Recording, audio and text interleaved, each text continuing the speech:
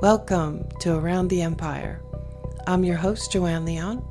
Friends of the show, Kyle Anzalone and Will Porter, join me for a special 3-part series on the rise and fall of John Brennan, done in a roundtable format and released in 3 separate episodes in the coming week for our listeners or available in advance and full for our patrons. Kyle Anzalone is the host of the Foreign Policy Focus podcast and the editor-in-chief of Immersion News. He also writes the daily news roundup at the Libertarian Institute. Will Porter is a freelance journalist with a focus on U.S. foreign policy and conflicts abroad. His work can be found at Libertarian Institute, antiwar.com, and Consortium News. In American political life, few officials have weathered as many storms as the former CIA director John Brennan. With a career marred by virtually endless series of scandals, Brennan's ability to maneuver himself within institutions of power has served him exceptionally well, both inside and outside the government. Brennan's decades-long tenure at the CIA presents a microcosmic portrait of U.S. foreign policy since the fall of the Soviet Union, a true exemplar of the American role in a unipolar world. His name has become synonymous with torture, regime change, targeted assassinations, drones, spying, the arming of foreign militias, and now, in the era of Trump, politicized intelligence. But that may have finally come to an end. Revelations about his role in Russiagate and the recent revocation of Brennan's security clearance could represent the final nail in a coffin that until now has simply refused to stay shut. Join us in this 3-part series, reviewing Brennan's career at the CIA, the litany of scandals tied to his name, as well as what could come next for the retired spy master. This discussion was recorded in 2 sessions on August 24th and 31st of 2018. This is part 2.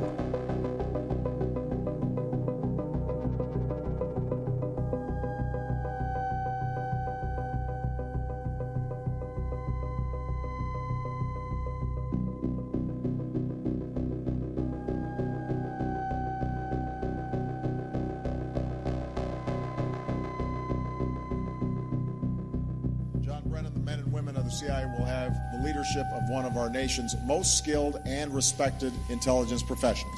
It is indeed a tremendous honor to be nominated to be the director of the Central Intelligence Agency. The women and men of the CIA are among the most dedicated, courageous, selfless, and hardworking individuals who have ever served this country. At great personal risk and sacrifice, most times their successes will never be known outside the hallowed halls of Langley and the Oval Office. If we had the opportunity to take bin Laden alive, if he didn't present any threat, the individuals involved were able and prepared to do that. The concern was that bin Laden would oppose any type of capture operation. Indeed, he did. It was a firefight.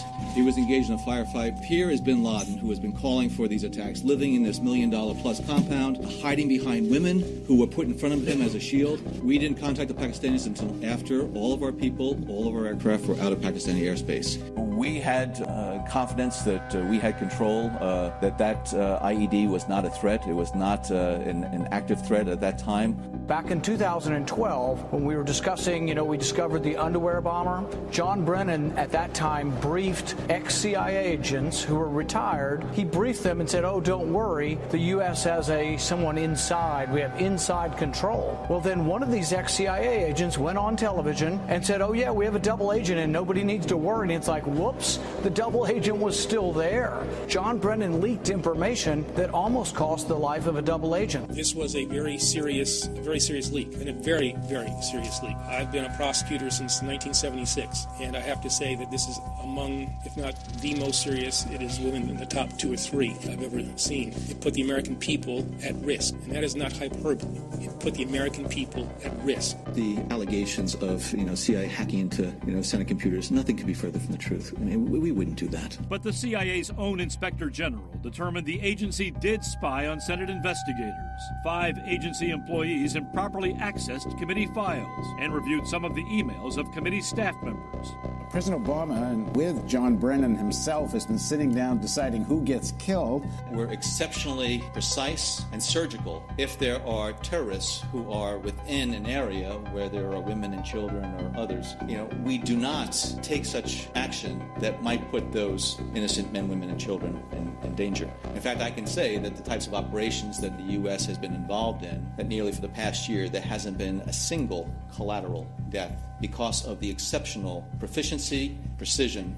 He keeps saying that there are so few civilian casualties. It's just a lie. A focused effort at people who are on a list of active terrorists who are trying to go in and harm Americans. In the 6 strikes we examined, of the 82 people killed, 2/3 were civilians. I think the American people will be quite pleased to know that we've been very disciplined, very judicious, and we only use these authorities and these capabilities as a last resort. My wife, Kathy, who, like the spouses of many other public servants and intelligence professionals, has made numerous sacrifices over the years. Similarly, I would like to pay tribute to my 3 children. I've had to deal with the disappointments associated with an absentee parent. I speak for the mothers. All right. We will stop again. All right. Pakistan, Somalia. Please remove that CIA woman. And the Obama administration, they won't even tell Congress what countries we are killing children in. Please.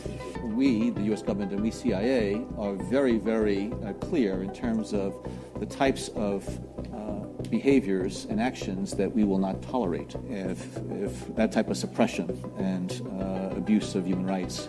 Detainees who were subjected to EITs at some point during their confinement subsequently provided information that our experts found to be useful and valuable, and the cause and effect relationship between the application of those EITs and the ultimate provision of the information is unknown and unknowable. But for someone to say that there was no intelligence of value that came from those detainees once they were subjected to EITs, I think that lacks any foundation at all.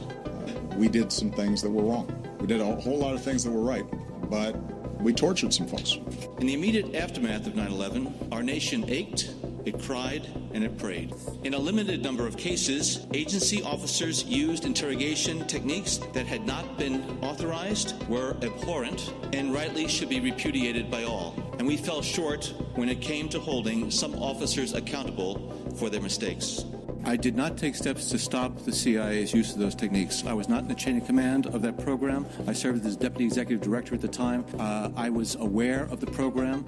I was CC'd on some of those documents, but I had no oversight of it. I wasn't involved in its creation. You support the appointment or the nomination of Gina Haspel to head the CIA. Why? She will speak truth to power. Critics think she didn't do that around the questions of enhanced interrogation. Well, yeah, it was a much different time. I think many of us, if we look back on that time, we wish we would have done some things differently. I wish I would have yelled a little bit more, but it was at a time when the embers of the World Trade Center were still burning.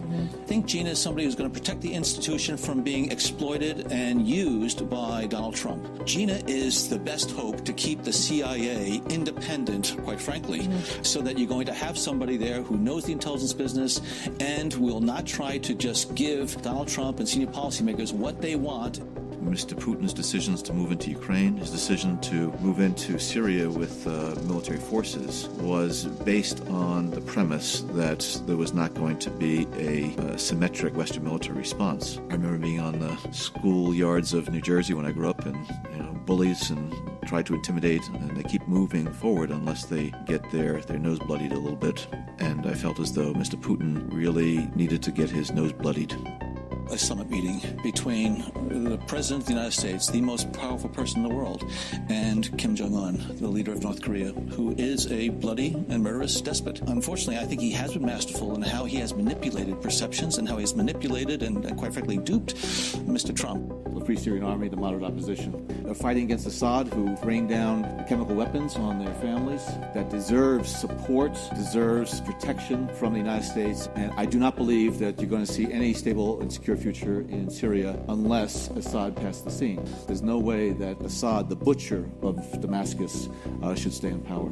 Make no mistake about it, the American justice system, I think, is going to prevail in this endeavor to get to the bottom of who might have been collaborating and working with foreign actors to try to undermine the integrity of the election. CIA, during the course of 2016, worked very closely with our domestic partners, and if there were opportunities to work with foreign partners to try to understand what Russia was doing, not what U.S. persons or U.S. Officials were doing. Have you talked to anybody in the press since leaving? No, I have not. You're the first one that I've talked to in the press. Meaning on, off the record, or anything? That's correct, yes. Director Brennan, do you know who commissioned the Steele dossier? I don't. Do you know if the Bureau ever relied on the Steele dossier as part of any court filings, applications, petitions, pleadings? I have no awareness. Did the CIA rely on it? No. When I use the term, this is nothing short of treasonous, I equate it to the betrayal of one's nation, basically aiding and abetting, giving comfort to an enemy. Yes, I will speak out. I'm hoping to be able to shake quite frankly, some sense into the people around Mr. Trump. He certainly has the authority to do it, to basically order the Department of Justice and the FBI to release this information, even that which was redacted earlier. It's an order from the White House. Should they be obeying it? Should they be protesting? Well, I think Christopher Wray, Director of FBI, and Dan Coats, Director of National Intelligence, as well as Rod Rosenstein, who is overseeing this investigation, should push back against any directive that is going to have negative impact on our capabilities, as well as the investigation. So I think they should continue to push. If Mr. Trump and the White House does not relent, well, then I think they have some decisions to make, whether or not they're going to just not follow that direction and be fired, or to resign. They have an obligation, since they took an oath of office, to the Constitution of the United States, not to Mr. Trump. I think there's a big question, first of all, in terms of those who are on Mr. Trump's national security team, whether they can continue to serve in good conscience an individual who basically betrayed his nation. And those who are going to be silent in this administration are complicit. He is giving aid and comfort to the enemy, and it needs to stop. And Mr. Trump needs to understand that there are going to be consequences for him, too.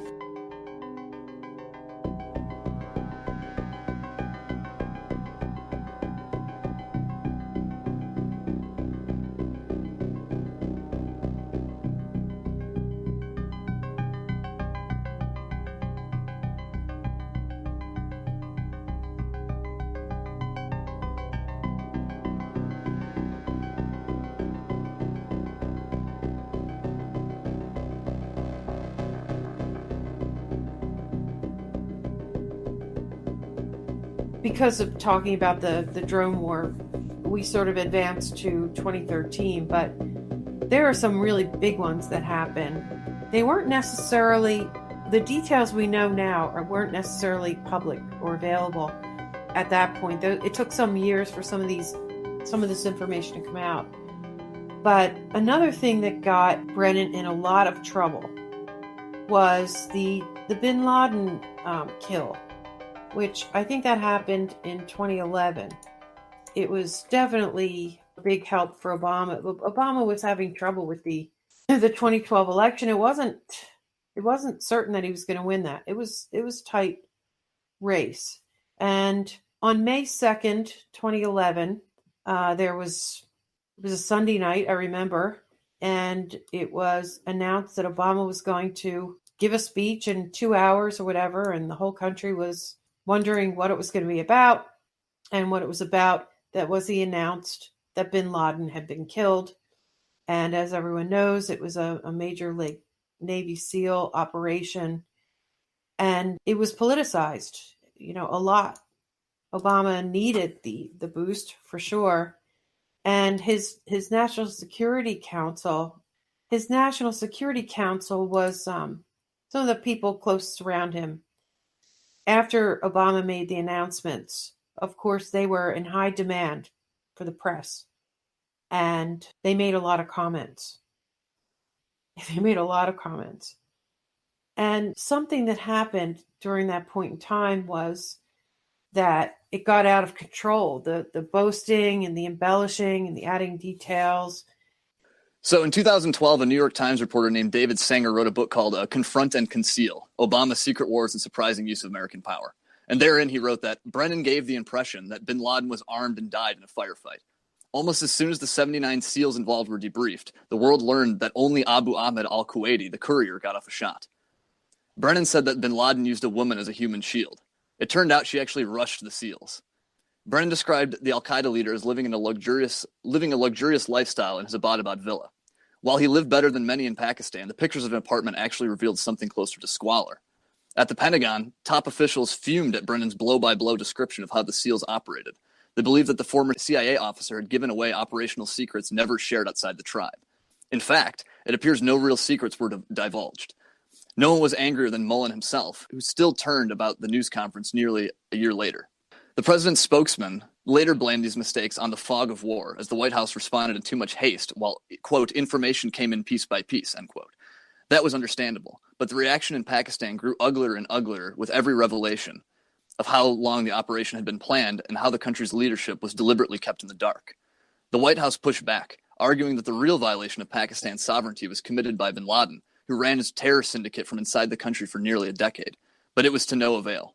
By Wednesday of that week, Gates went to see Donilon, offering up a barbed assessment of how the White House had handled the aftermath of the raid. Quote, "I have a new strategic communications approach to recommend," Gates said in his trademark droll tones, according to an account later provided by his colleagues. "What was that?" Donilon asked. "Shut the flick up," the defense secretary said.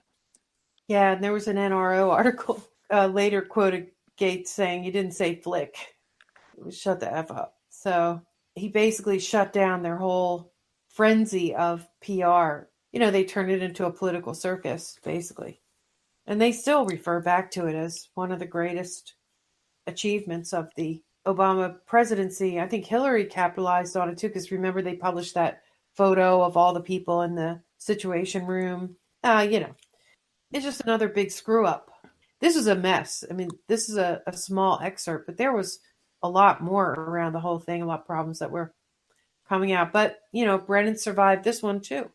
It seems like there's two different categories of Brennan scandals. There's sort of ones like the bin Laden thing, where it's just a total screw up, where he just comes out and says something. It's just a mess up. And then there's the more sinister ones, like his relation to torture and drones and stuff. Whereas this bin Laden thing is just him going way out on a limb and saying something that he shouldn't have said.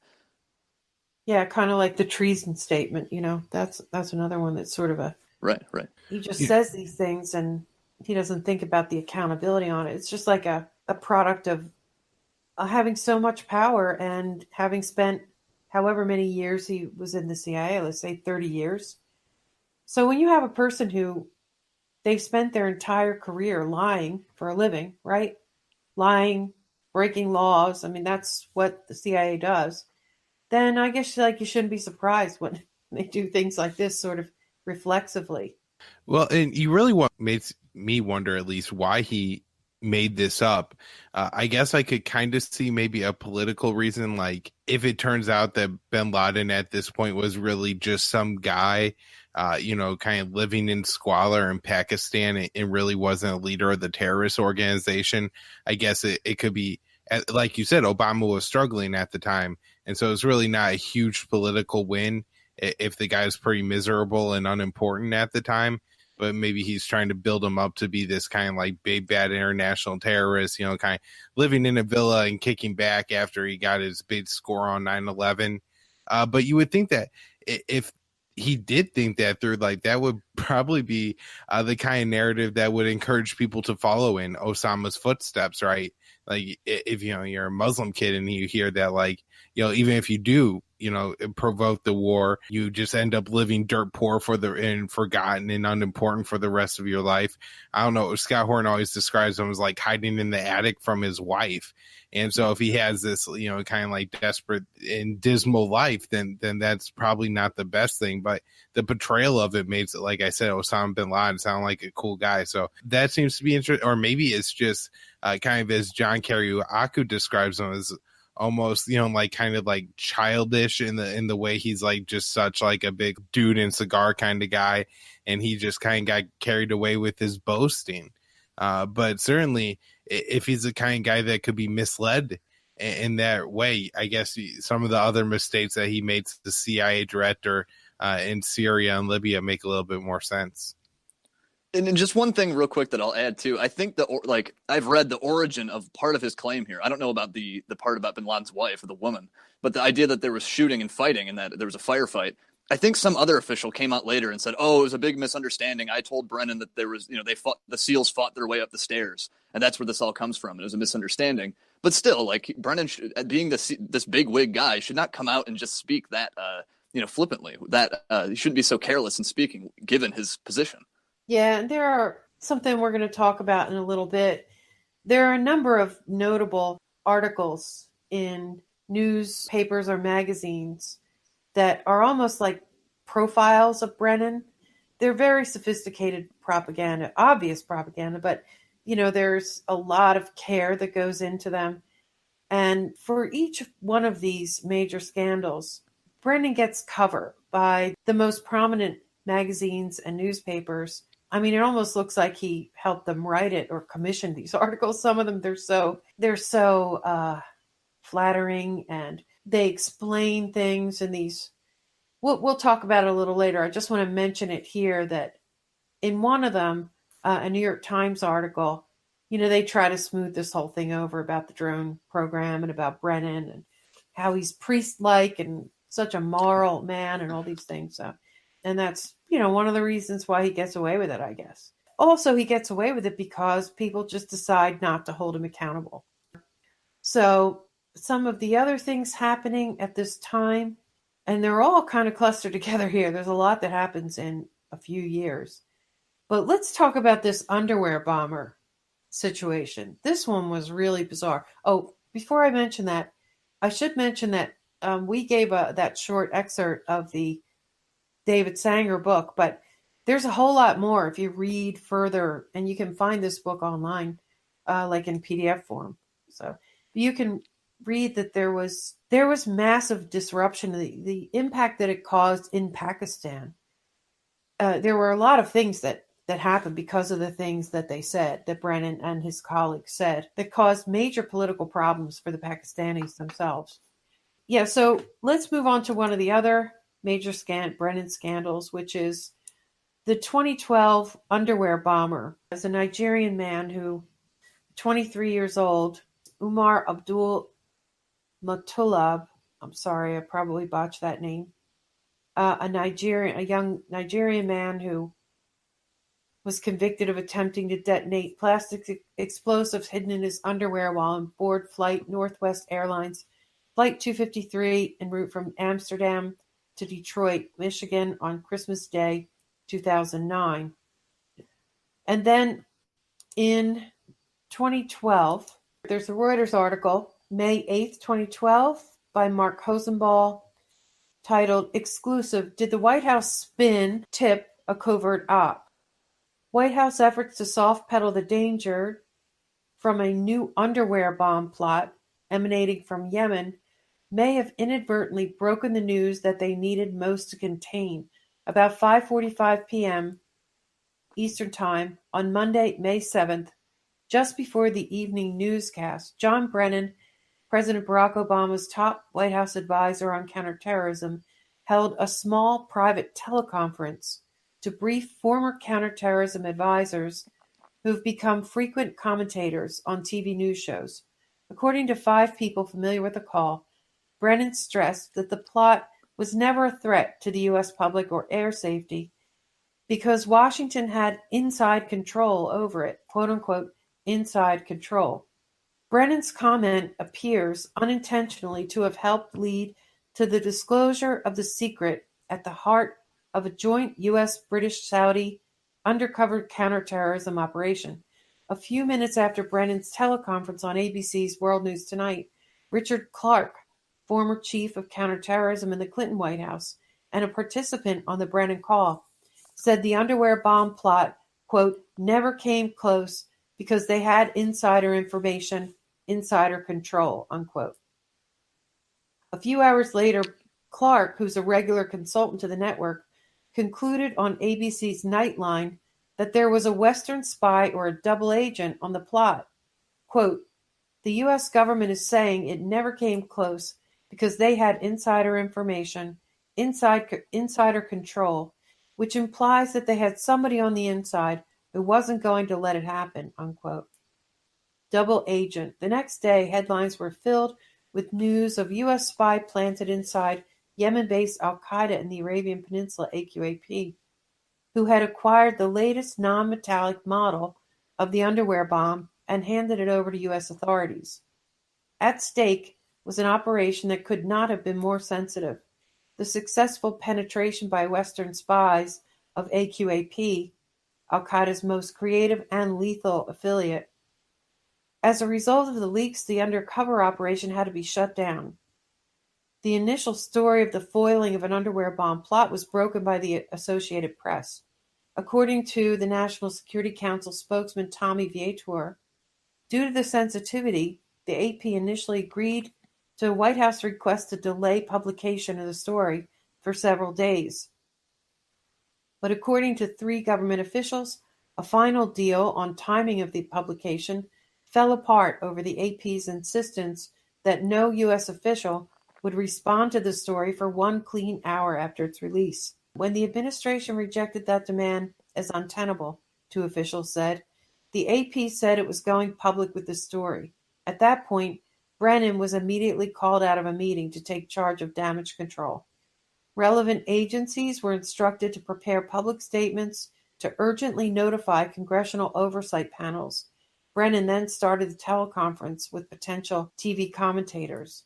White House officials and others on the call insist that Brennan disclosed no classified information during that conference call and chose his words carefully to avoid doing so.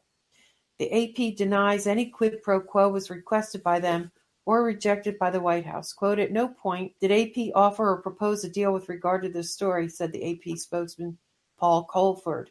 As for his appearance on ABC, Richard Clark acknowledges he made a logical, quote-unquote, leap when he said that, quote, inside control, unquote, meant, quote, there was human control inside rather than anything else I could imagine, unquote. But he adds that over the course of a week, ABC, quote, took extraordinary measures to make sure, unquote, that nothing it was planning to broadcast would damage ongoing counterterrorism operations. Premature shutdown. As a result of the news leaks, however, U.S. and allied officials told Reuters that they were forced to end an operation which they hoped could have continued for weeks or longer.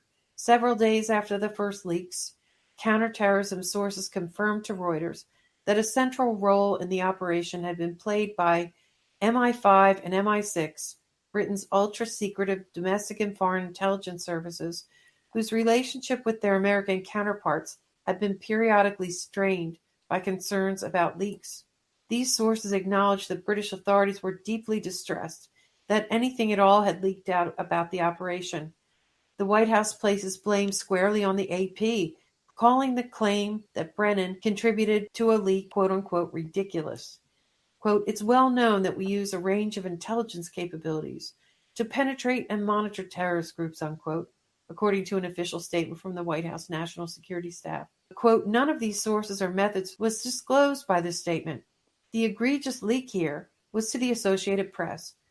The White House fought to prevent this information from being reported and ultimately worked to delay its publication for operational or security reasons.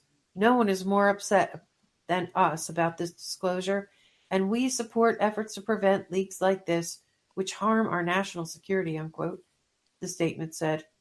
The original AP story, however, made no mention of an undercover informant or allied control of the operation. So Brennan blamed it on the AP, but he's the one who blurted this out to his cronies, and then Richard Clark took it and ran with it.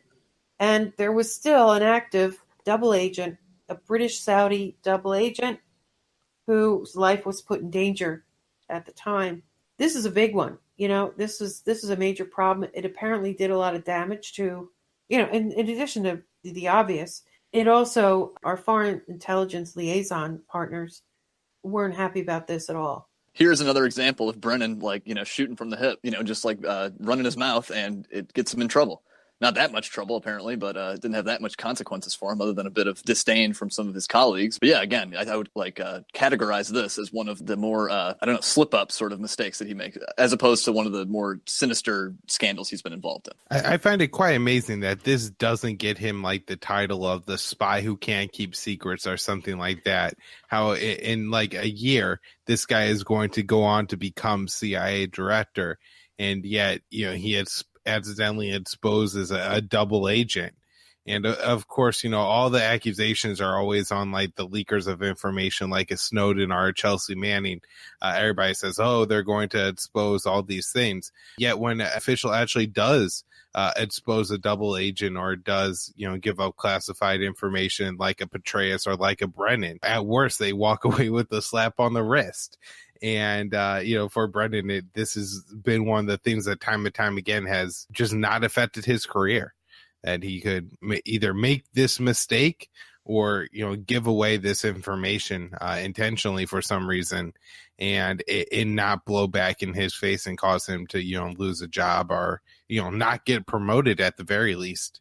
There's a lot more to this story, too, that's worth digging into, because the battle that they got into with the Associated Press at the time was interesting. And if I remember right, there was a famous duo at the Associated Press. Adam Goldman and Matt Apuzzo, I believe, are the two journalists who broke this story and who were in this epic battle with Brennan. There's more interesting information around this that we don't have enough time to cover every detail. So we're really just trying to touch on the main details of these scandals. But as you can see, they're happening more than once a year. They're happening fairly frequently. And you still do wonder, he's still getting promoted. He's still gaining power. Now he's very close to Obama. So of course that's one of the reasons why. But you wonder, why doesn't Congress go after him? I don't know. I do wonder that. And I'll just throw in here that recently Chuck Schumer made a very famous comment about how intelligence agencies have 6 ways from Sunday of getting back at you. You take on the intelligence community, they have 6 ways from Sunday at getting back at you. So even for a practical, supposedly hard-nosed businessman, he's being really dumb to do this. But he's not the only one who said that. Nancy Pelosi publicly says she's afraid of the CIA too, that they'll get you. You take on the intelligence community, you're a person of courage, and she does not do that lightly. There are many very patriotic Americans who are engaged in the intelligence community. For years, decades now, I have saluted their service. Wherever the decision is, whether it's from the administration, as was the case in the Bush administration, to withhold information from Congress, I fought that. But you don't fight it without a price, because they come after you. And they don't always tell the truth about it. Now, where that's motivated from, I don't know. And it is not to place paint everyone with the same brush. So you really have to wonder, is that why this guy doesn't go down for all these things? I guess I'm getting into conspiracy theory territory, but I think it's a valid thing to wonder about. Yeah, sure. With the, was it Schumer you said, who said 6 ways from Sunday that they can get back at you? Yeah. That it's got to mean something. What did he mean by that? Yeah, exactly. What do you mean by that? All right, so let's move on to another scandal. Libya and Syria are big ones, right? And these happen in the 2011-2012 time frame, although both of them span a longer time frame. But the information that we now know sort of didn't come out until years later. So I'm not sure if that counts for a scandal at that point in time, but certainly it's known now. So I don't think, or I'm at least not aware of John Brennan having a real role in pushing for the start of the Libyan intervention on the side of the Libyan rebels. Of course, in 2011, you kind of had the Arab Spring going on and rising up, and you have this rebellion forming in Libya.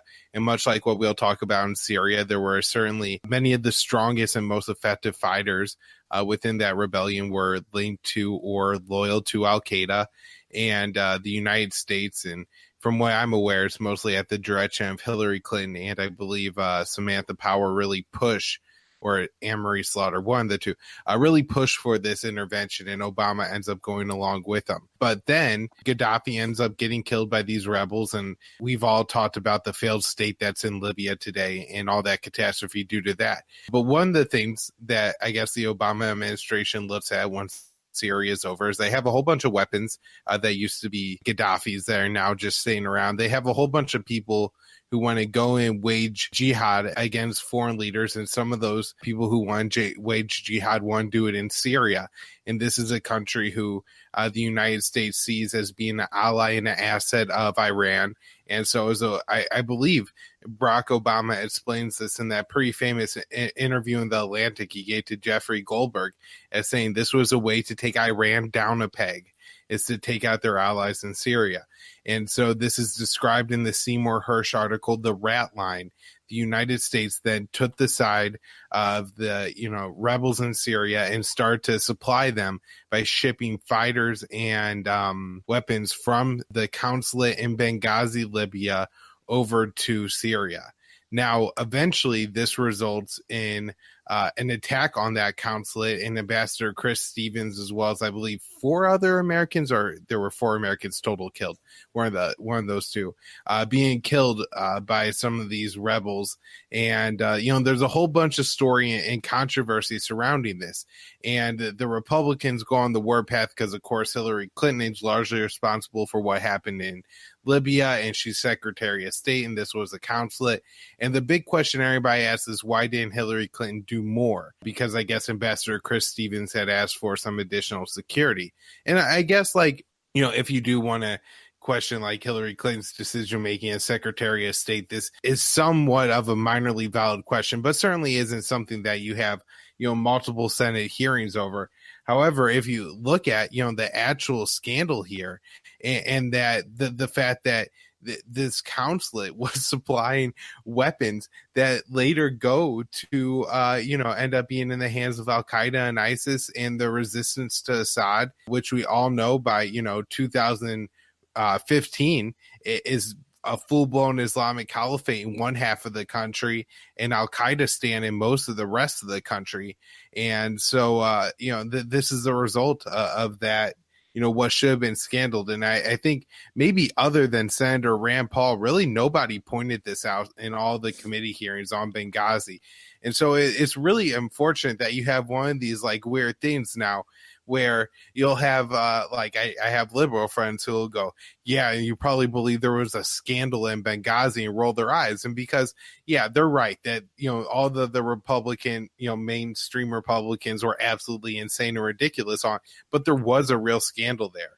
And it's important that we point that out. And, John Brennan apparently had a big role in the Timber Sycamore operation, and that's to arm the rebels in Syria.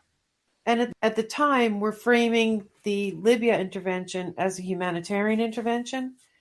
That's how we're framing that. And we're framing the Syria war as a revolution and not a regime change operation. So that was the narrative at that point in time. Right. And just to tie John Brennan into this whole thing real quick, Kyle's right about all he said about the attempt to ship Libyan arsenals out into Syria that Seymour Hersh had reported on.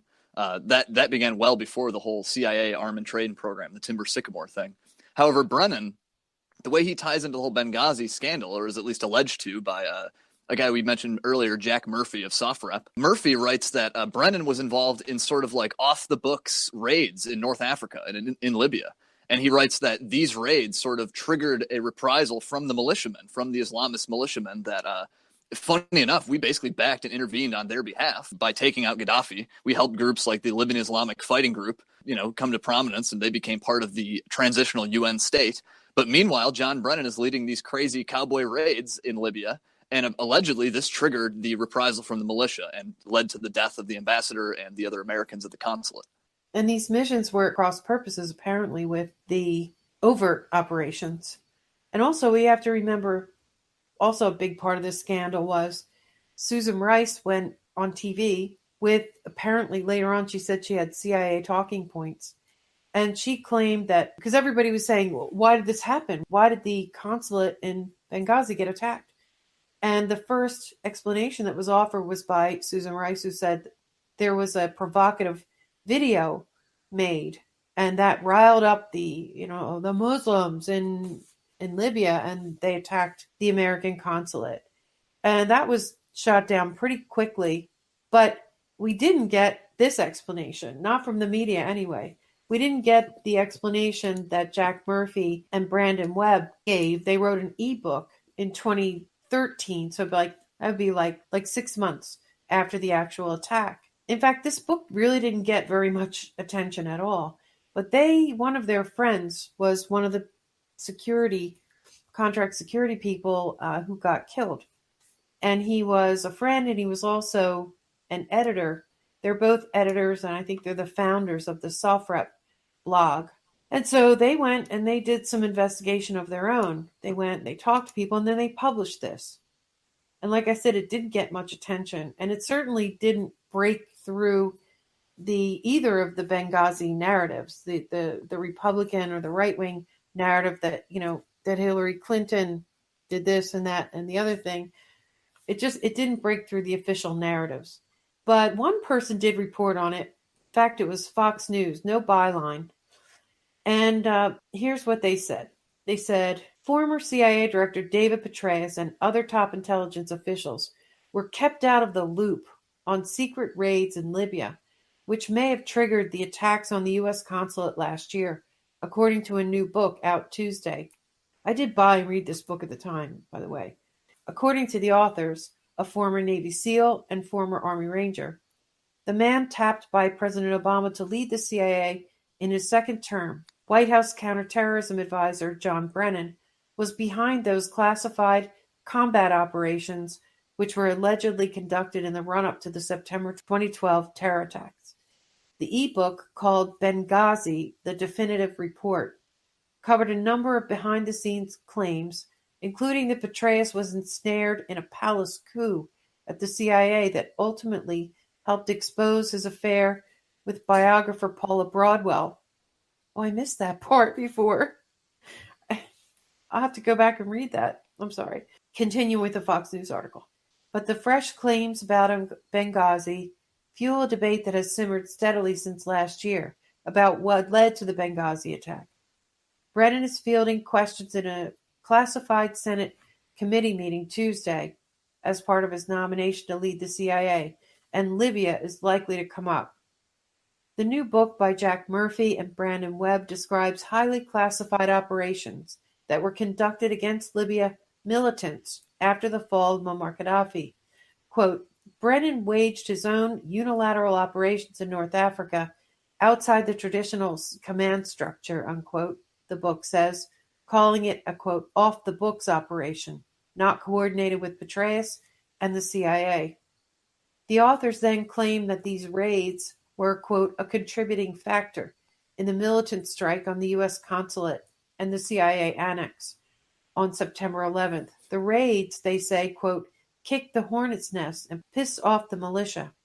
Ambassador Chris Stevens, who was killed in the attack, quote, was kept in the dark and ultimately killed in a retaliation that he never could have seen coming, they wrote.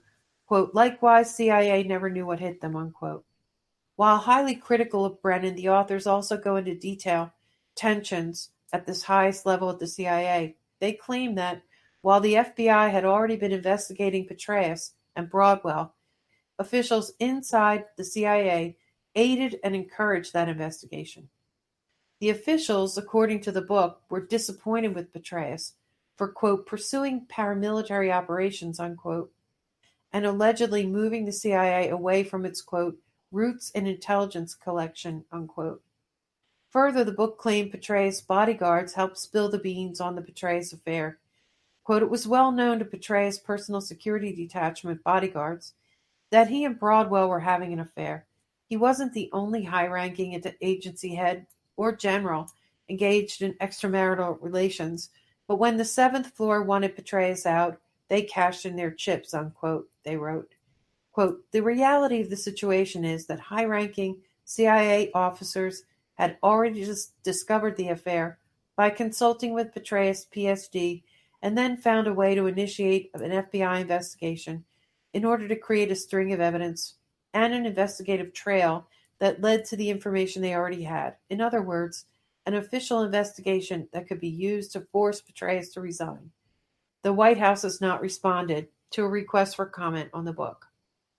Yeah, so I forgot that part about the Petraeus affair was in there. I mean, I would also say that it certainly was convenient for John Brennan because it opened up that slot that he wanted and that he was supposed to get in 2009, and now he's got another shot just in time for Obama's second term. But yeah, I mean, did you hear about this in the media anywhere, that Brennan was conducting these strikes and, he wasn't coordinating with the military or the CIA, and they were just a little White House war being waged, and that pissed off one of the militias that the Pentagon was cooperating with, and they ended up turning on them, attacking and killing the ambassador? Like, did you ever hear that anywhere in the media? Yeah, not a single thing. And something I find interesting here, too, is like the parallel. Kyle and I have talked about this on his show. I forget if it was Mali or Niger, or it's one of these African countries where American soldiers are embedding with like local troops. And there was one story where soldiers were said to have taken part in some kind of advise and assist mission. But actually, it turns out they were involved in a much more combat-like mission. And this triggered a response raid, an ambush that got a bunch of several soldiers killed, American soldiers. And I don't think many people heard much about this either, but it's very similar to how these these secret missions in these African countries are leading to these ambushes or attacks or whatever. And we do hear about that part, but you don't hear about the initial missions. Yeah, you don't hear about these missions that are at cross purposes either, do you? I wonder how often that happens. Certainly saw things like that in Syria. But yeah, Hillary, Susan Rice, Samantha Power to some extent, really took all the heat for Benghazi. I would say that Brennan, there was no accountability at all for him on this one, assuming all this is true. Right, yeah, I guess it is a single source thing. But go ahead, Kyle. I was just going to say, I mean, this is just such a shame that, it's made into a political issue, and the political lightning rod is Hillary Clinton for the Republican Party. And so, none of them are actually interested in the truth. They're just interested in scoring points. And all the Republican congressmen knew at the time, if they were the ones that would ask the question that would trip up Hillary Clinton, it would play around the clock on Fox News, and that would guarantee you good donations and all that kind of stuff. And for certain people, I'm sure they're looking out for them to potentially springboard them into a presidential run. And so, yeah, nobody focuses on the people pulling the strings who maybe doesn't have an obvious political, hit on him, where, you could kind of blame him for what Obama does, but then the day the Republicans aren't all that interested in attacking the CIA. So he kind of flies under the radar. And just because Hillary Clinton's a more political figure, she ends up taking most of the heat, and a lot of it she deserves for Benghazi. But I think it's just interesting that Libya goes this poorly and happens, kind of as the stuff in Syria is rolling out. But really, the stuff in Syria happens before the United States really starts to get involved in Libya. And so then you see that they continue to make all the same kind of mistakes in Syria. And that's one of the things that you would think would be the most discrediting thing for John Brennan, is that it continues to blow up under his watch. There were actually three really big things going on behind this story that did not make it to the official narrative, or mostly the media. One of them did, but so one is this, these operations that Brennan was running out of the White House. The other was the whole fact that, as Will mentioned, there was a whole weapons operation, a whole rat line being operated out of the CIA annex, very near the consulate, and allegedly by the ambassador himself, also involved in that. Because at this point in time, nobody was supposed to know that we were fomenting a war in Syria. Like that was an uprising and a reaction by the Syrian government, and then a counter reaction by then the rebels got more violent and armed themselves because the protests were put down. That was the official narrative. When really both fighters and weapons, they intended to farm these things in Libya and send them straight to Syria. And they not just intended, they did. That part, the fact that the CIA was, some of that story did come out into the mainstream media about what that CIA annex was doing, I think. I'm not entirely sure how much of that came out. Yeah, I know Rand Paul, when he was questioning, I think, Hillary, he cites something in the British press about the weapon shipments. I think it was like the Daily Mail, or I forget what British paper it was. And I don't know when exactly this was, what date it was either, but something was in the mainstream press in the West. Yeah. And then, the other thing that was going on there is there was already a proxy sort of jihadi, sort of allying with these ground forces that were really radical, Al-Qaeda affiliated. At least some of them were really Al-Qaeda affiliated militants. And on the day, was it the day that the day that Gaddafi was killed? Is that when, the black flags were raised up on the government buildings in Benghazi? And there were some stories like, hey, what are those flags? Isn't that an Al-Qaeda flag? But that was sort of buried too, as to who these rebels were, or at least some of these rebel groups in Libya were, our whole military legal justification for being in these wars is the AUMF, right? I guess this one had a UN Security Council justification overstepped because the UN authorization did not authorize regime change.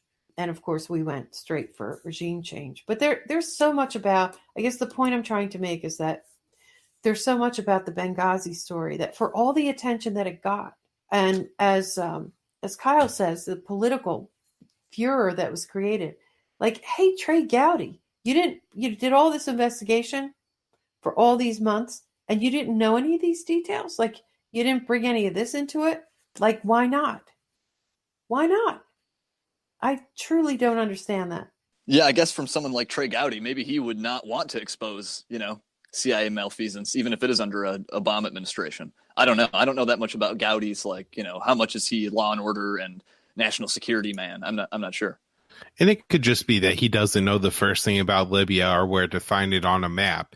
He just knows that he could be a bulldog if he gets Hillary Clinton to sit down across from him, and he could just ask her, why did Americans die under your watch? Why did Americans die under your watch?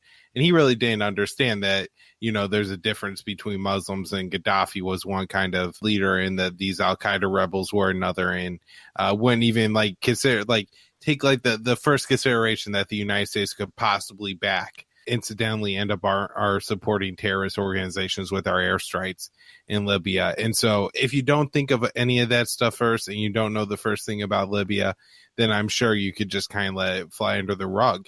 I mean, we see this from our senators all the time. Even somebody who's actually involved in war making, Lindsey Graham, after the raid in Niger that led to 4 American soldiers being killed, he said, I didn't know there were troops there. So, right. It made sense that, especially I think a freshman congressman at that point, Trey Gowdy, just wouldn't have the first clue about any of this.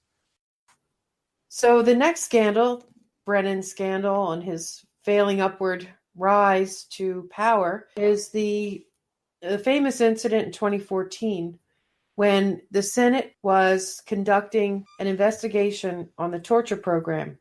And Brennan was basically caught spying on a Senate Intelligence Committee team that was working on this investigation.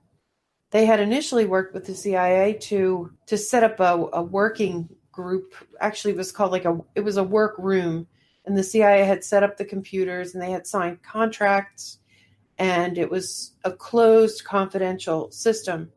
And this team was working on a massive amount of documents. They were going through these documents, and they were, compiling this report. And it came out that Brennan had ordered some people in the CIA to actually hack into that system. They had control of the system, so saying it was hacked is, not exactly the right way to portray it. But they weren't supposed to go into this system or interfere with this in any way. They realized that there were some things in the, trove of documents that the investigative team was working on. They had realized that there were things in there that Brennan didn't really want this team to have.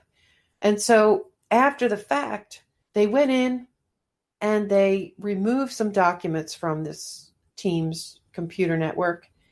It became a major scandal. Brennan denied it when it happened.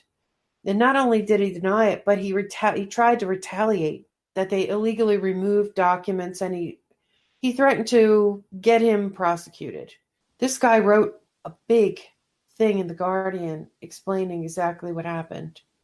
He was on Senator Feinstein's staff. Daniel Jones. Yes, Daniel Jones.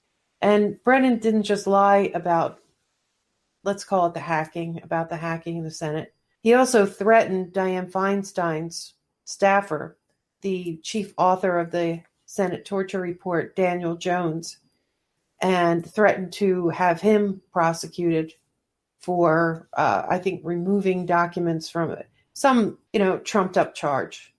I have an audio clip here from Democracy Now! It does a really good job of sort of summarizing the whole thing. Central Intelligence Agency Director John Brennan is facing calls to resign after admitting CIA officials spied on a Senate panel probing the agency's torture and rendition program. The allegation surfaced in March when members of the Senate Intelligence Committee openly accused CIA officials of illegally monitoring their staffers' computers. At the time, John Brennan denied the spying allegations and said those who make them will be proved wrong. As the allegations of CIA hacking into Senate computers, nothing could be further from the truth. I mean, we wouldn't do that. I mean, that's just beyond the scope of reason in terms of what we would do. When the facts come out on this, I think a lot of people who are claiming that there has been this tremendous sort of spying and monitoring and hacking will be proved wrong. Well, CIA Director John Brennan reversed his stance this week after an internal CIA inquiry found the spying indeed took place with the involvement of 10 agency employees. Brennan apologized to lawmakers in a briefing earlier this week. The CIA has also retracted counter-allegations that Senate staffers illegally removed classified information from a top-secret facility. The White House is standing by Brennan, citing President Obama's, quote, great confidence in his leadership. But at least two members of the Senate Intelligence Committee, Democrats Mark Udall of Colorado and Martin Heinrich of New Mexico, are calling for Brennan's resignation. A potential bombshell of an apology today from the head of the CIA to the Senate Intelligence Committee for peeping into their computers and spying on Senate investigators who were looking into CIA practices. I want to bring in CNN's chief Washington correspondent, Mr. Jake Tapper. Jake, the CIA issued a statement just a short time ago. What are they admitting to? Well, they're admitting to having told some false statements before. Specifically, there's this question about this investigation by the Senate into practices, interrogation practices that the larger community, and according to the Geneva Conventions, are torture. And the question, of course, is what the Senate Intelligence Committee staffers were doing and whether or not the CIA was snooping on them in any way. It turns out that despite protests by the CIA that they had not been snooping on what the Senate Intelligence Committee staffers were doing. They were, in fact, and his statement comes forward today saying, quote, CIA Director Brennan was briefed on the CIA Office of Inspector General's findings, which include a judgment that some CIA employees acted in a manner inconsistent with the common understanding reached between the Senate Intelligence Committee and the CIA in 2009 regarding access to the specific computer. The director of the CIA subsequently informed the Senate Intelligence Committee chairman and vice chairman of the findings and apologized to them for such actions by CIA officers as described in the Inspector General report. We should keep in mind that this all started back in March. Don, when Dianne Feinstein, the chair of the Senate Intelligence Committee, went to the floor of the Senate. She's usually a pretty big defender of America's intelligence community, and she was very angry, talking about how there had been snooping on her own staffers. Yeah. And this is what Brennan, the director of the CIA, said in March when asked about that. Take a listen. As far as the allegations of CIA hacking into Senate computers, nothing could be further from the truth. I mean, we wouldn't do that. I mean, that's just beyond the scope of reason in terms of what we would do. She says that. Now, Don, what's key there is nobody is saying that these were Senate computers. These were CIA computers. They were set up specially. So he's being a little cute by half there. But we have some Democrats on the committee very, very alarmed. We have Mark Udall, a member of the Senate, Mark Udall, saying that he has lost confidence in Brennan, saying that he's concerned about his inability to find any flaws in the agency he leads. And then Senator Ron Wyden, who's demanding a full accounting of what went on, he says outright that Brennan made claims that were simply not true. Yeah, so what do you guys think about that? Do you remember this happening? Well, yeah, so at the time, and I should apologize, I wasn't good enough on this issue, really didn't understand the importance of it. Just like being the kind of libertarian I was, more concerned about like government spying, and I was kind of like, ha ha, stupid Congress. Now it kind of comes back on you. Dumb Dianne Feinstein's been voting to have all of us, illegally surveilled. So ha ha, it happened to you. But now being able to look at it in the greater context of like what was going on here was the Senate was investigating the illegal CIA torture program. And while that investigation was going on, the CIA was spying on them and in some cases intimidating those staffers about that report. And the head of the CIA at the time was John Brennan. And this is huge. This is the CIA doing the most reckless thing. They're trying to intimidate Congress. They're spying on Congress as Congress is looking into their illegal activity. I don't understand how like John Brennan wasn't like disgraced and laughed out, out of office at that moment and, removed from office. I would think that, a lot of these congressmen would have been, I guess, a little upset just on the encroachment of power. I mean, for the first time, you did see Dianne Feinstein up there complaining about, her security and her rights being violated. And so you would think that more congressmen would have been like, oh, hey, this law applies to us. And the CIA, can't just spy on the ordinary folk, but they could spy on us even when we're doing, Senate work. I mean, Dianne Feinstein is one of the most powerful politicians in the U.S. with her committee appointments. And especially at the time, I think the Democrats had the majority. So she would have been the head of the Intelligence Committee, right? So yeah, and that's the Oversight Committee for the CIA. Right. And so I guess also you just had to look at the irony that right now they're looking at people who need to like have credibility to take a strong stand against Donald Trump. And this dirtbag, John Brennan, who was caught lying about this as he was running the CIA, is the best they could do. You know what I mean?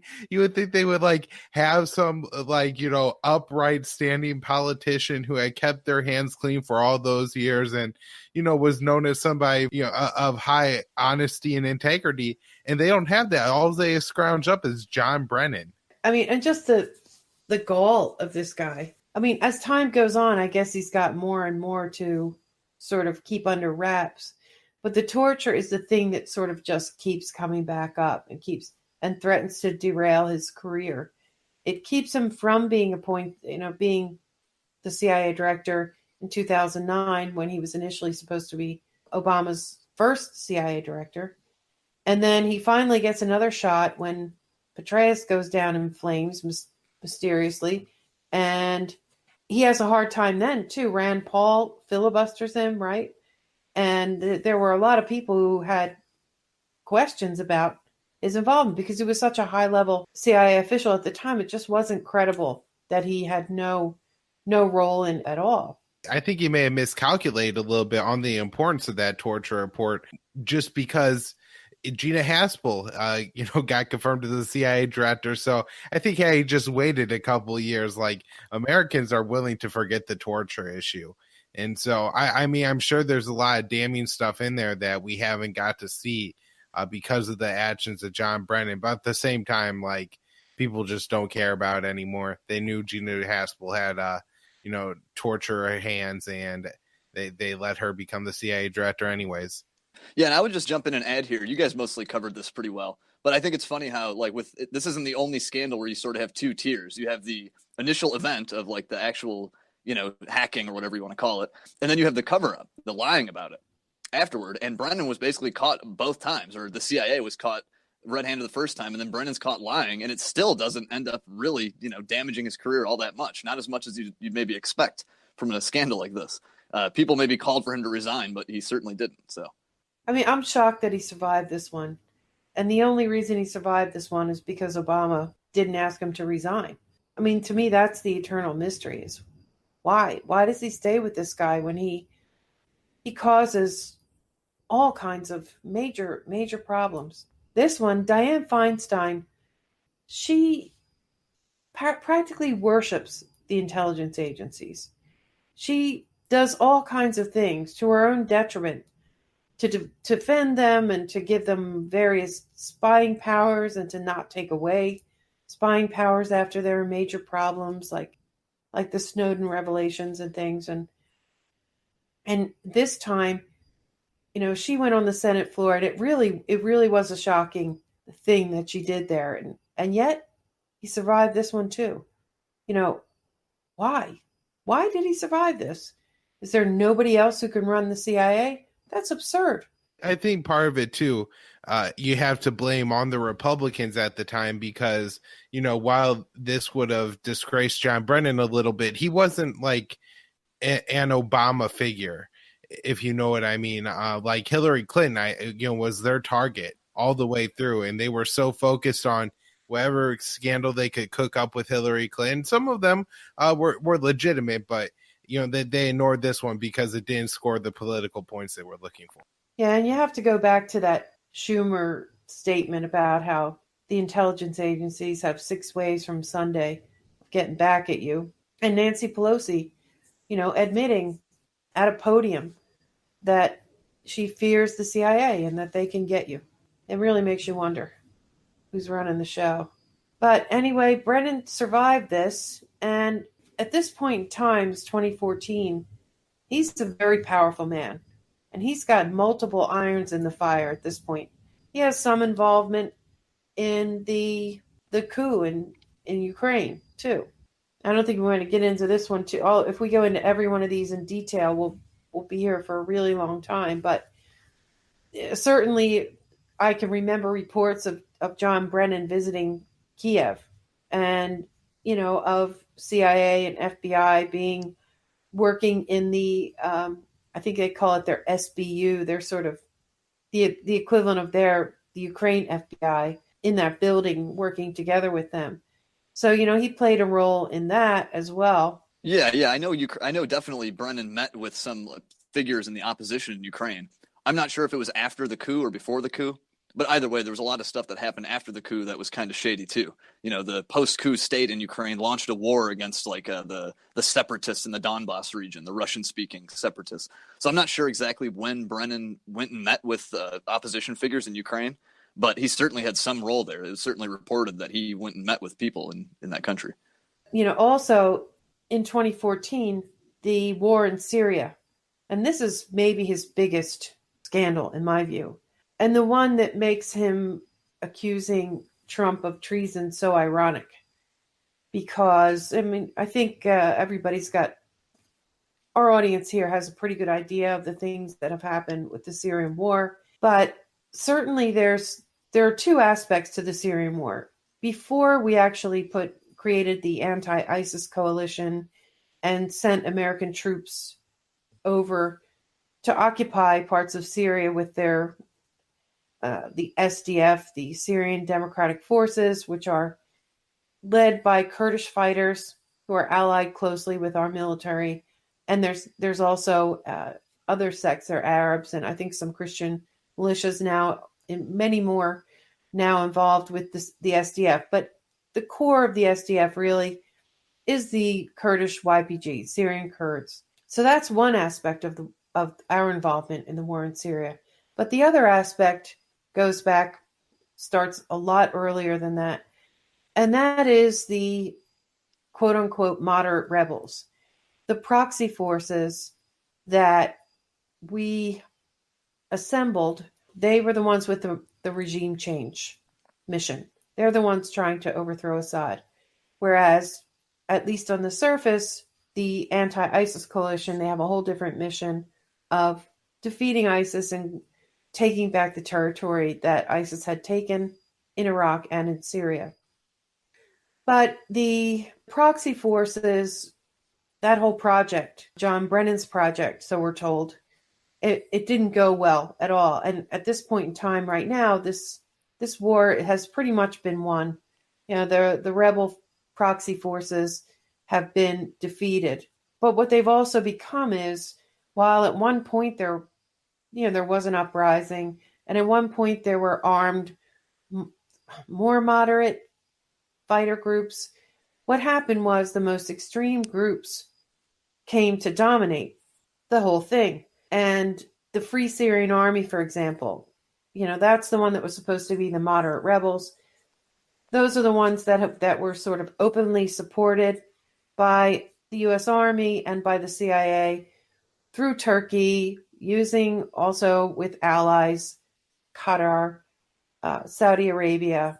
And over time, it came to be clear that the arms and the support that we were supposed to be sending to the Free Syrian Army and to the approved and vetted militias, was always ending up in the hands of Al-Qaeda related militia. In Syria, there's a group called al-Nusra. They are affiliated with Al-Qaeda. They've changed their names a couple of times, but I'm not going to go there. They're Al-Qaeda. Maybe that if that happened for a year or 2 years even, then you could say, well, it's difficult to control and it could be a mistake. But when it happens over a period of 7 years, in my view, that's no longer a mistake or a byproduct. That's a policy. And there's been all kinds of evidence that shows that, I think, in desperation, when the quote unquote moderate rebels or other proxy forces, they tried to stand up to do the regime change in Syria, when that didn't work out, they resorted to the toughest, most brutal and vicious, ruthless fighters, and those were the extremists. So I think that there's one article that I think really kind of sums up the disaster, John Brennan's disaster in Syria.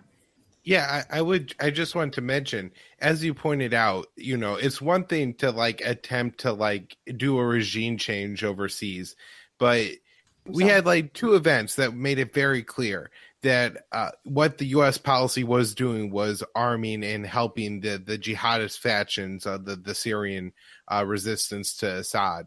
And the first one, and this doesn't get talked about enough, is that we started having our, young soldiers posting pictures of themselves, from net down, holding signs that say, I didn't enlist to fight for Al-Qaeda, or I didn't enlist to assist Al-Qaeda, and all this. And our troops were trying to tell us, they were saying, hey, we're arming and training the bad guys here. And, this even was, later on down the road, this ended up getting some, I think 3 U.S. soldiers killed in Jordan, that there were some, jihadists embedded in the Syrian rebels we were training there, and they ended up shooting and killing 3 of our soldiers. And that story was definitely not reported the way it should have been. But the other event I'll talk about, and this one I think has a little bit to do with the Russiagate scandal, is a 2012 DIA memo that was signed off on by Michael Flynn. I think Judicial Watch was the one that did the FOIA request that got that out there, but if I'm giving them credit, I should give it to somebody else. I'll correct that. But it basically said that, hey, this policy right here of arming and training these Sunni rebels that are resisting Assad is going to lead to the rise of the Islamic Caliphate. And sure enough, it happened. So you can't, it's very clearly intentional policy. Yeah, and I guess I would just, as a way of just some background here, I'd point out that, in Syria, the U.S. policy there has long talked and thought about regime change. I mean, you can even find CIA memos going back from 1986 talking about sort of mulling over what would regime change mean. And then as recent as 2006, you have also these cables from William Roebuck, State Department cables published by WikiLeaks, that get in all kinds of details about how they're going to try to weaken the Assad government and how they're going to try to play on, religious fears between Sunni and Shia, backing the Sunni against the Alawite regime of Assad.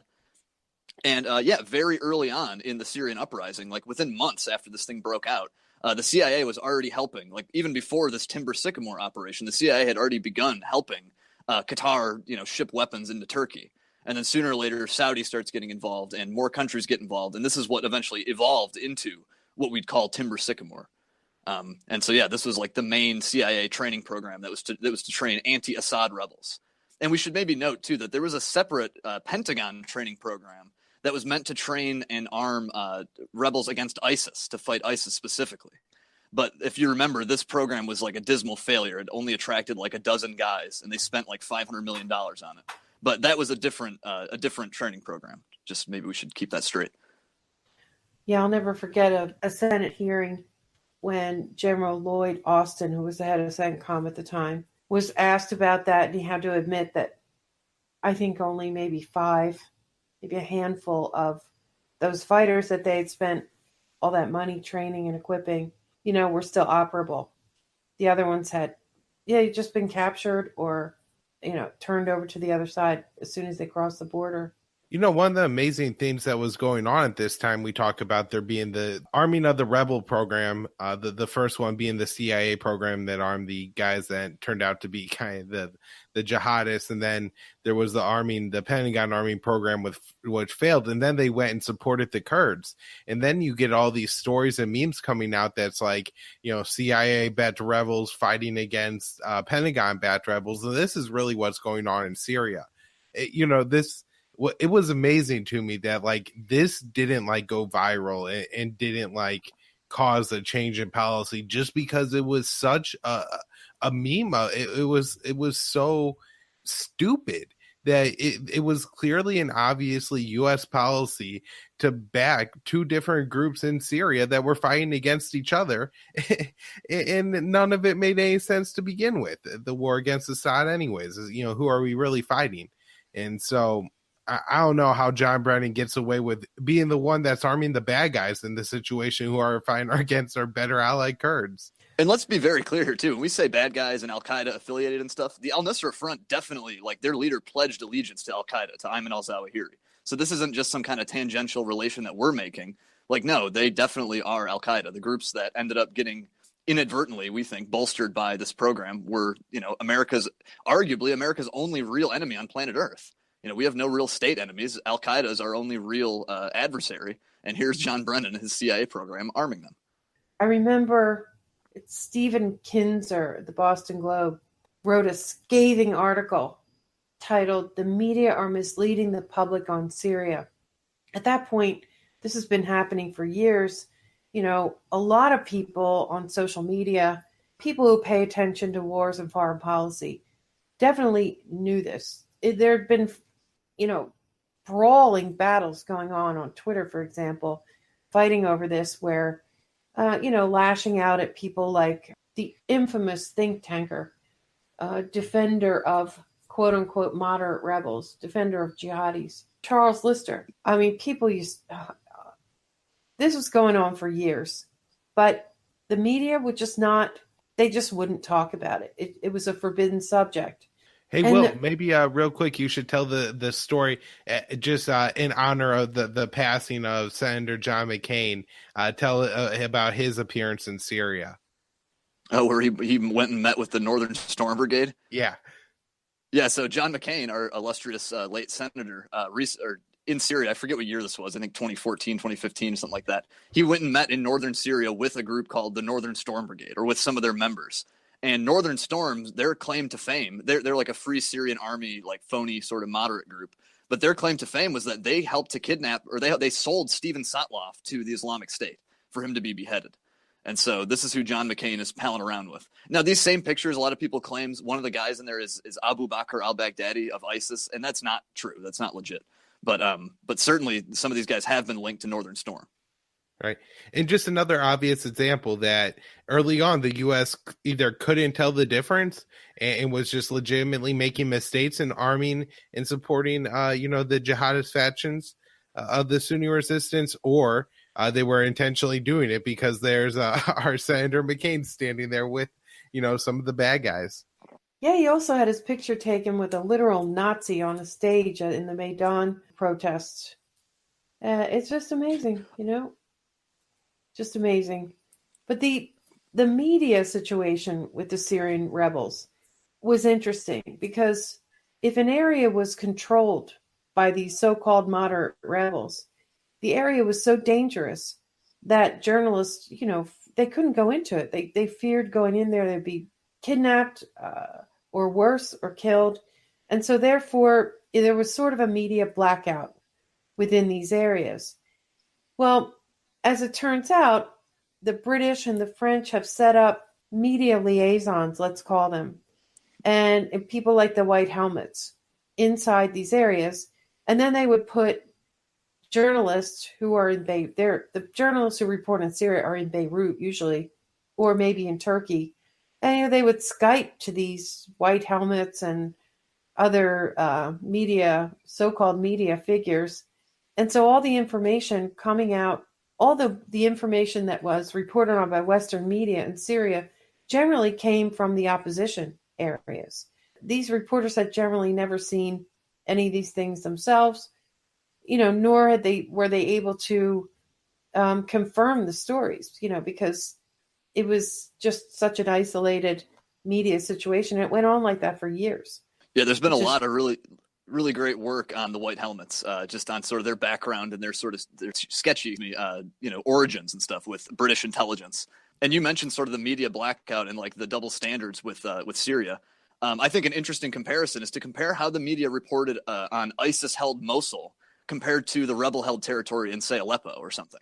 The situation in both places are very similar. People couldn't get out. They're basically hostages there, fish in a barrel. But on the ISIS story, that's reported as being this ominous, terrible thing, whereas the rebel-held areas are, described as being liberated areas, liberated from Assad's control by the Western media. So totally freedom fighters, Exactly. Yeah, I mean, even there was like no reporting from Damascus. I mean, there was years where there was at least weekly shelling of the actual city of Damascus from the rebel-controlled areas outside of it. And there were always reports, and you had the reports with the reporters standing like on the city side, and there's a bat drop and there's shells going off, and that you get that from Ghouta or from Aleppo, but you never saw that from Damascus. And at least one good thing is by that point in time, there was enough awareness about, who the term moderate rebels by that point had become a joke. And even President Obama said that moderate rebels are a myth. But, speaking of John McCain, all through this time, and I would say even up to like this past year, he and Lindsey Graham and many, many others were continually calling for, well, let's just say up to the end of President Obama's term administration, constantly saying that Obama didn't do enough, that we needed to use military power to help the quote unquote moderate rebels regain their footing. And just all through this entire Syrian war, John McCain was a major figure calling for, more support for his jihadis, his jihadi proxies. And, when it was clear that wasn't enough, for straight up U.S. military intervention. And in fact, that's one of the things I feared most about Hillary being elected, because the people who were her upcoming foreign policy team, they were calling for the same thing. They were going to force it. They were going to use American military to force it. And there was a ton of opposition to that externally and internally. And that might be a good time to transition over to...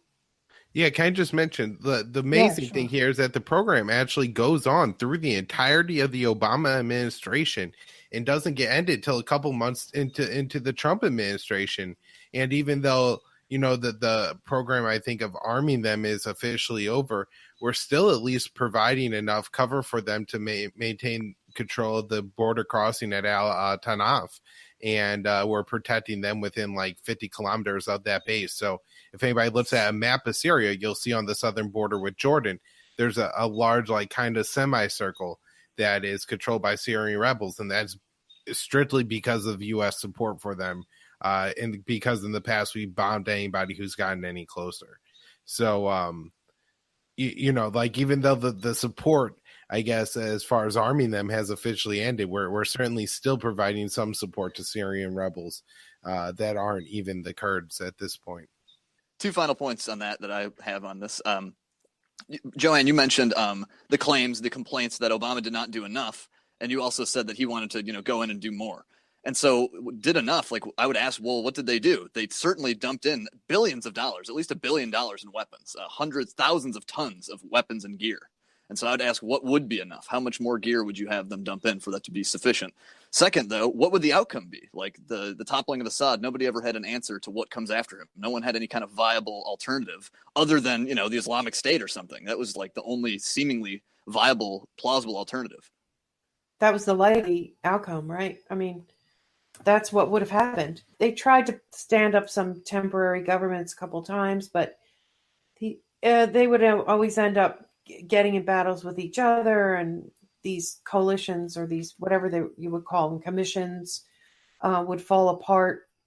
And nobody was ever really able to answer that question. Well, who's going to, even in the interim, even if it's just temporary, who's going to run this country? And everybody knew that the most likely thing was that these, what do you call them? Salafist extremists, they were the ones who were going to take power. And that was just crazy. And this is such a huge story, but there's another side to it, because John Brennan had stood up 2 major operations rooms, one in Turkey and one in Jordan. And they were referred to as the MOM, the MOM. That was the one in Turkey, and the one in Jordan was called the MOC, the MOC. And I did an interview recently, I think it was in early July, with Sharmeen Narwani. And she had just been in the Daraa area and generally the southwest part of Syria near the border with Jordan and with Israel. And it was in the lead up to that area being retaken by the Syrian army. And at that point in time, there were a number of reconciliations that had happened. And so some of the rebel fighters they were associated with pro-Syrian government militias and the Syrian army. And they talked a lot about what this operations center in Jordan had been doing. They had been, orchestrating the battle in that part of Syria. And at that point in time, it wasn't really clear yet whether that operations center had been shut down yet. Now, it's possible that it was still there, but the United States, the CIA, and whoever else, special forces, were not involved in it. But I don't know if that question has ever been really answered. I assume it has now, but I mean, who knows?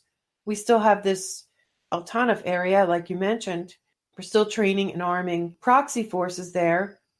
And Secretary Mattis, the Secretary of Defense, just the other day in a Pentagon briefing, was still talking about how Assad can't be allowed to rule this country, that there has to be a political solution, quote unquote, in Geneva. And this is the same thing that we've been trying to do for 7 years now. And it seemed like there had been some more sanity on it, but it's the perennial, never-ending regime change war. Just when you think we're out of the regime change business in Syria, because the war is effectively over. Some major official in the United States goes and says something like that. But in addition to the rebel part of the army, there's one article that may have shocked me more than anything else. It's hard to say, but this is definitely up in the top 10. There's the website called SOFREP, and that's Special Operations Forces Report. Is it just report? Yeah. And the editors and the writers here are all ex-Special Operations Forces. A lot of them still stay pretty plugged in. There's a lot of contracting work, security work, and things like that. So they have a lot of information. And Jack Murphy wrote this article. It was also in September of 2016, which was a really consequential time. That's when the battle for Aleppo was happening. And he titled it, U.S. Special Forces Sabotage White House Policy Gone Disastrously Wrong with Covert Ops in Syria. And it's a shocking article. I have some excerpts here. All right, so this is Jack Murphy writing for SOFREP, the article titled U.S. Special Forces Sabotage White House Policy Gone Disastrously Wrong with Covert Ops in Syria, from September 14, 2016. To quote from the article, "Nobody believes in it. you're like, fuck this. A former Green Beret says of U.S. covert and clandestine programs to train and arm Syrian militias. Everyone on the ground knows they are jihadists. No one on the ground believes in this mission or this effort. And they know they are training the next generation of jihadists. So they are sabotaging it by saying, fuck it, who cares? I don't want to be responsible for Nusra guys saying they're trained by Americans, the Green Beret added. A second Special Forces soldier commented that one Syrian militia they had trained recently crossed the border from Jordan on what had been pitched as a large-scale shaping operation that would change the course of the war. Watching the battle on the monitor while a drone flew overhead, we literally watched them with 30 guys in their force run away from 3 or 4 ISIS guys. Another militia commander came back to Jordan to be debriefed by the CIA case officer stationed at Damascus. The exiled CIA station, now located in Amman, Jordan, since departing Syria's capital after the civil war began. The Syrian proxy broke down, saying that he might as well join ISIS, something the case officer had to talk him out of. The article continues.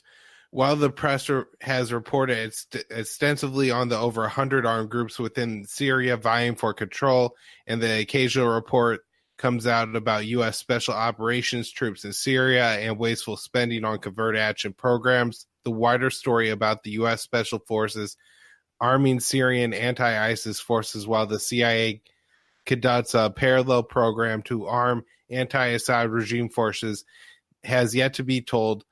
Until now, is a story of fraud, waste, and abuse, as well as bureaucratic infighting and disgusting access, which has only contributed to perpetrating the Syrian conflict. Jan Murphy continues, ISIS was now on the CIA radar.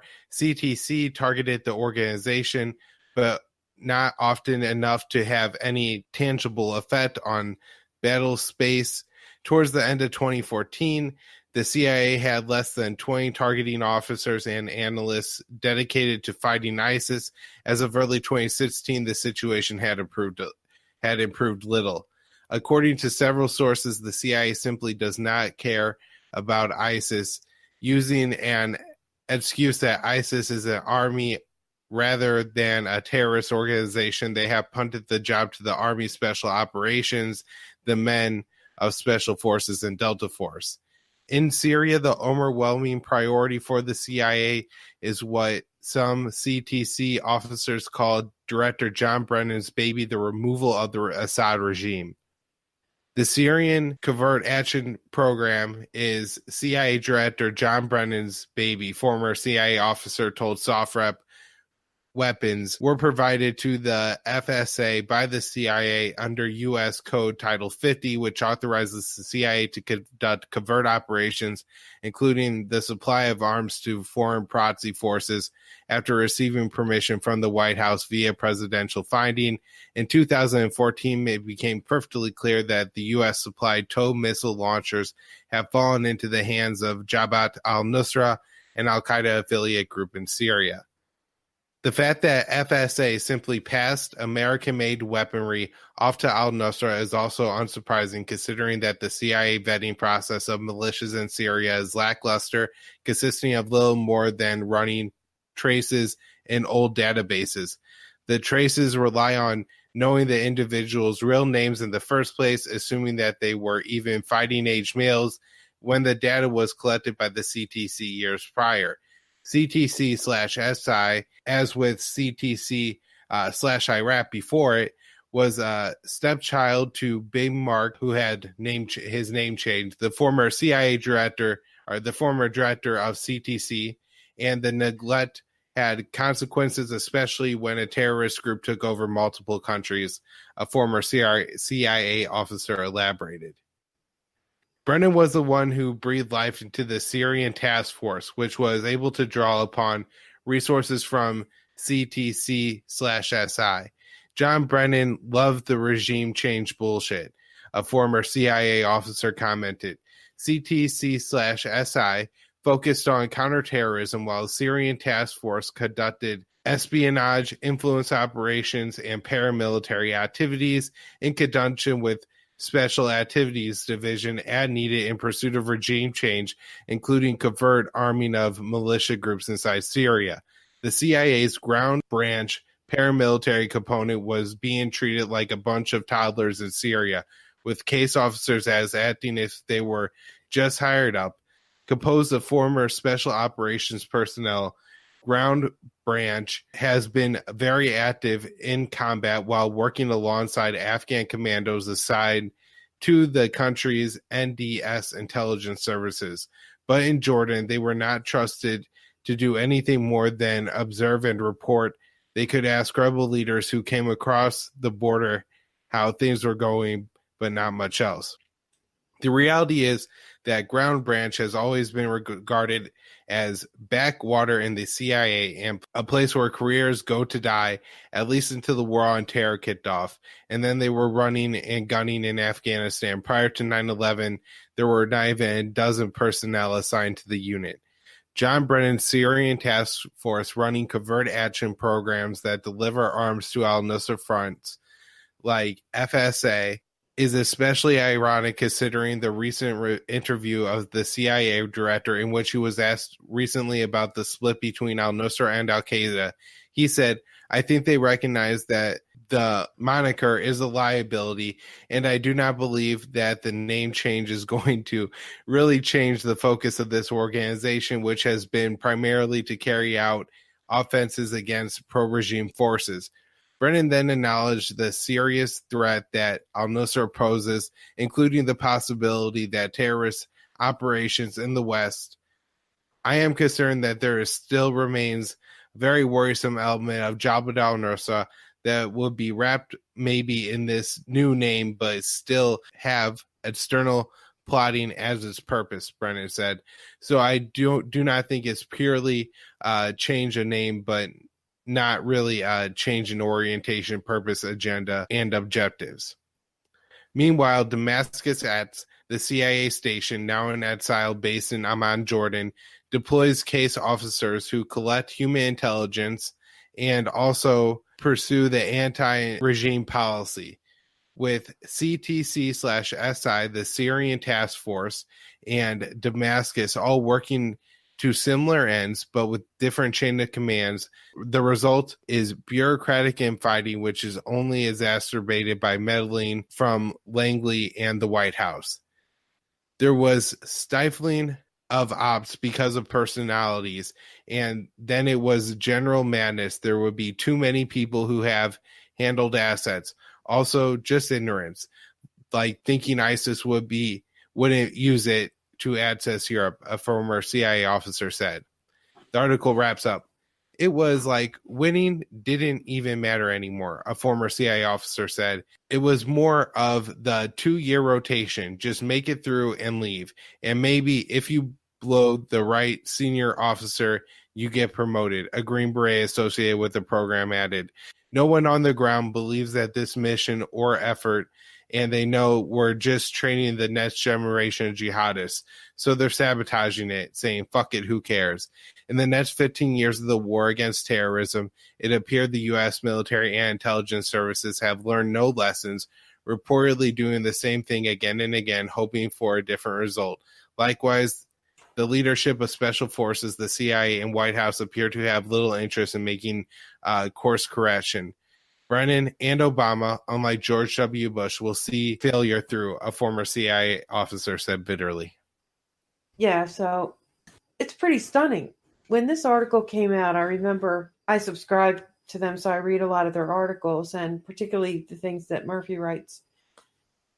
I just remember being shocked by it. Around this same time, we were also getting news of different factions supported by the U.S., shooting at each other. And, I mean, it was a total and complete mess. But I was still shocked to find that these guys were able to say something like this and were willing to publish it. I mean, they're basically saying this operation was such a mess that they were deliberately sabotaging it. And I don't know. I don't think I've ever read anything like that before in my life.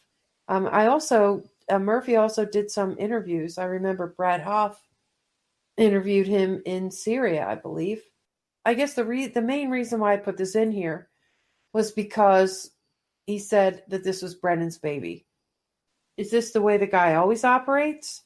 Is everything he does such a complete and total mess? I mean, it's not like I believe that John Brennan is the sole figure who runs all of these things, but apparently he was the main force behind it, and he was certainly in charge of it.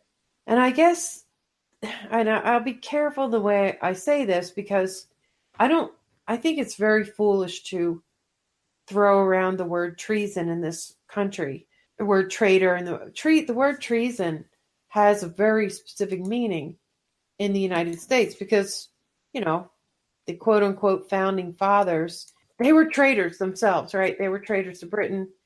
And therefore they put a very, very strict definition of treason in the Constitution. Yeah, I think one of the key portions of treason is that it has to actually be somebody at war, or America is at war with a declared enemy. And certainly by the standards of the U.S. government, they interpret the 2001 authorization of use of military force to determine that, the Islamic State and, the Al-Qaeda linked groups in Syria are certainly in a hostile force to the United States that we're at war with because we're bombing them. We are at war with them, right?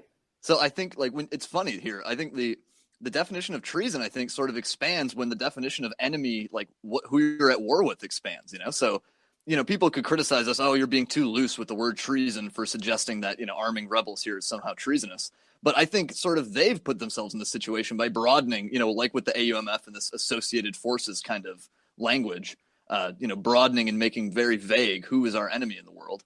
When you do that, I think you then broaden and make vague the definition of treason. I'll just read this. It says, to avoid the abuses of English law, the scope of treason was specifically restricted in the United States Constitution. Article 3, Section 3 reads as follows, quote, treason against the United States shall consist only in levying war against them or in adhering to their enemies, giving them aid and comfort. No person shall be convicted of treason unless on the testimony of 2 witnesses to the same overt act or in confession in open court.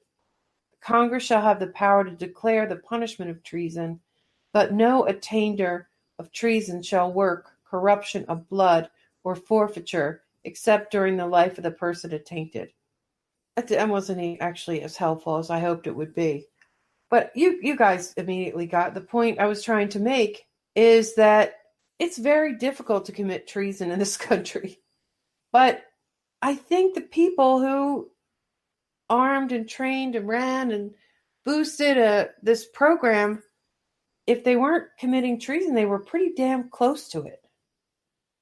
And that's why I was shocked when John Brennan called a sitting president a traitor or close to a traitor.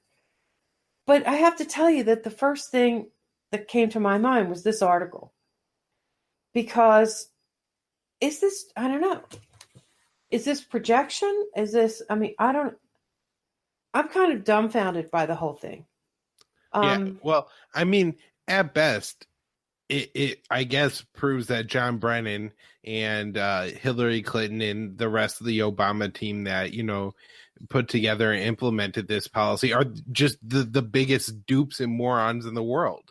Because if it wasn't intentional, effectively what happened is, this helped lead to the rise of the ISIS and a large portion of the rest of the resistance to Assad becoming, under the al-Nusra umbrella. I think I had read in the Moon of Alabama blog that 70% of, the remaining Idlib territory is controlled by the Al-Qaeda, like jihadists, or how do you say that word, Will? It's Hayat Tahrir al-Sham. Yeah.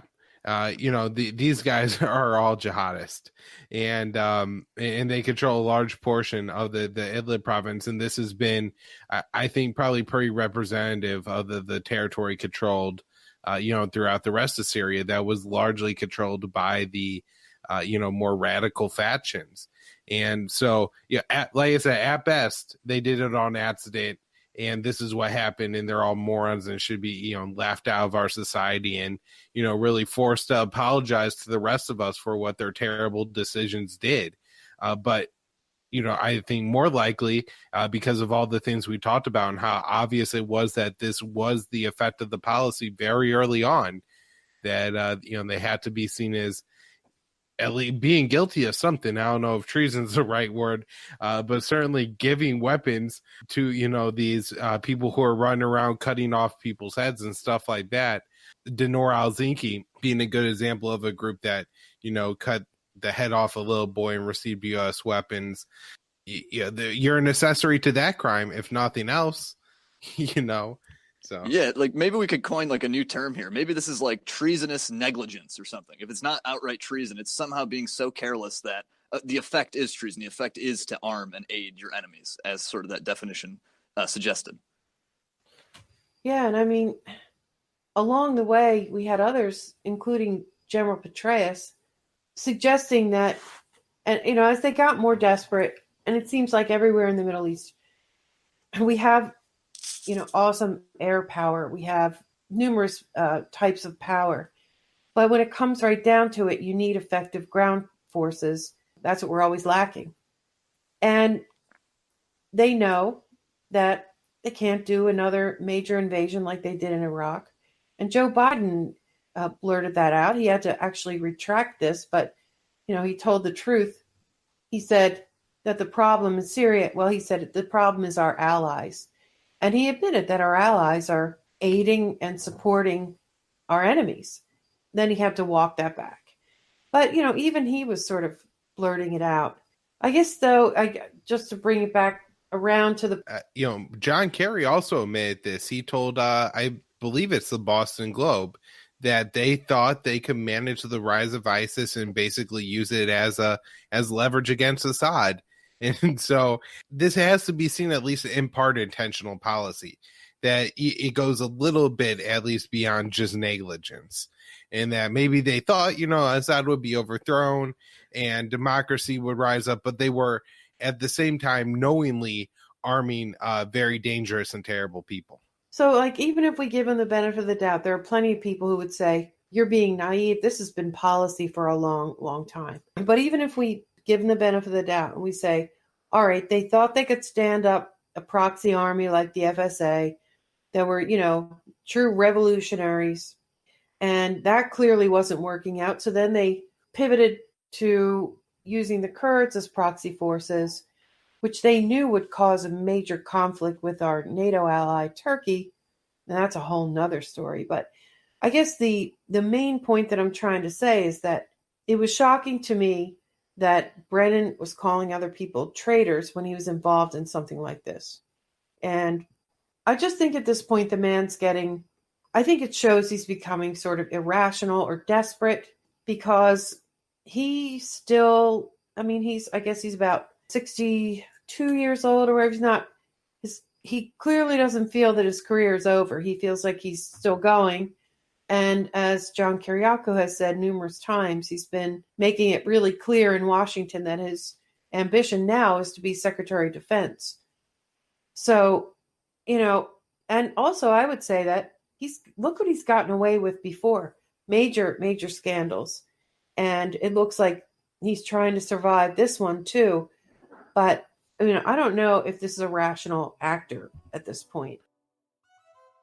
And that's part 2 of our 3-part series. Thank you for listening. A special thanks to Kyle Anzalone and Will Porter. Follow Kyle Anzalone on Twitter at KYAAALE, Kyle. Subscribe to his podcast, Foreign Policy Focus, and find his work at immersionnews.com, libertarianinstitute.org, and also support him at patreon.com/foreignpolicyfocus. Follow Will Porter on Twitter at WKPANCAP. Find his work at Libertarian Institute, antiwar.com, and Consortium News, and support him on patreon.com/ WKP journalist.